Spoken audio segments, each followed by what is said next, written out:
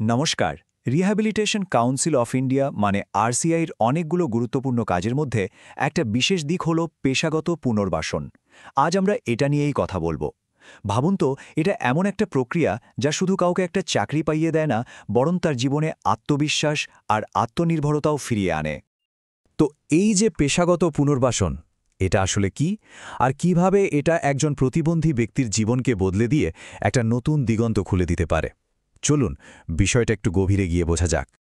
একদম সহজ করে বললে, পেশাগত পুনর্বাসন হল একটা গোছানো পদ্ধতি।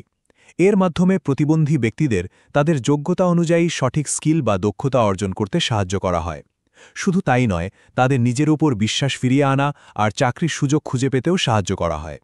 এর আসল লক্ষ্যটাই হল অর্থনৈতিক স্বাধীনতা আর আত্মমর্যাদার সাথে সমাজে নিজের পায়ে দাঁড়ানো। কিন্তু এই যে পুনর্বাসন কর্মসূচিগুলো, এগুলো ঠিক কী লক্ষ্য নিয়ে কাজ করে? মানে এদের মূল উদ্দেশ্যটা ঠিক কী? দেখুন, প্রধানত ৩টে উদ্দেশ্য আছে। ১ নম্বর হল সঠিক ট্রেনিং আর কাউন্সেলিং দিয়ে কাউকে চাকরির জন্য একদম তৈরি করে তোলা। ২ নম্বর, তাকে চাকরি খুঁজে পেতে বা হয়তো নিজেই কিছু একটা শুরু করতে সাহায্য করা। আর ৩ নম্বর, যেটা খুবই জরুরি, সেটা হলো পুঁথিগত পড়াশোনা আর কাজের দুনিয়ার মধ্যে যে ফাঁকটা থাকে সেটাকে জুড়ে দেওয়া। এই অসাধারণ কাজটা যারা সফলভাবে করেন, তারাই তো এই ক্ষেত্রের আসল নায়ক, বলা যেতে পারে পরিবর্তনের স্থপতি। চলুন তাদের কথাই একটু জেনে নিই। এই ফিল্ডে মূলত ২ ধরনের প্রফেশনাল থাকেন। একদল আছেন, যেমন ধরুন ভোকেশনাল কাউন্সেলর বা প্লেসমেন্ট অফিসার, যারা সরাসরি প্রার্থীদের সঙ্গে কাজ করেন, তাদের পথ দেখান। আর অন্যদিকে আছেন রিহ্যাবিলিটেশন ওয়ার্কশপ ম্যানেজাররা। তাদের কাজ হল পুরো ট্রেনিং প্রোগ্রামটা চালানো। মানে একজন কাউন্সেলর যেমন সঠিক পথটা দেখান, তেমনি ম্যানেজার সেই পথটা মসৃণ করে তোলেন। এখন প্রশ্ন হল, কেউ যদি এই সম্মানজনক পেশায় আসতে চান, তাহলে তার জন্য আরসিআই অনুমোদিত কি পথ খোলা আছে? পড়াশোনার ধাপগুলোই বা কি? চলুন সেটাই এবার দেখে নেওয়া যাক।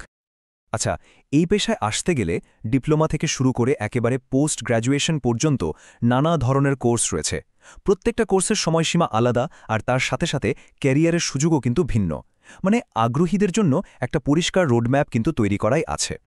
ডিপ্লোমা লেভেলে মূলত ২টো প্রধান কোর্স আছে। একটা কোর্সে বিশেষভাবে বুদ্ধি প্রতিবন্ধী ব্যক্তিদের কর্মসংস্থানের উপর জোর দেওয়া হয়, আর অন্যটাতে শেখানো হয় কিভাবে একটা ট্রেনিং সেন্টার বা ওয়ার্কশপ ঠিকঠাকভাবে চালাতে হয়। এই কোর্সগুলো করার পর এনজিও থেকে শুরু করে সরকারি বিভিন্ন প্রকল্পে কিন্তু দারুণ কাজের সুযোগ তৈরি হয়। আর উচ্চশিক্ষার জন্য?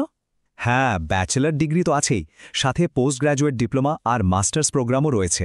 এই কোর্সগুলো কিন্তু শিক্ষার্থীদের প্রজেক্ট ম্যানেজার, পলিসি অ্যাডভাইজার বা প্রশাসনিক কর্মকর্তার মতো বড় দায়িত্ব নেওয়ার জন্য তৈরি করে।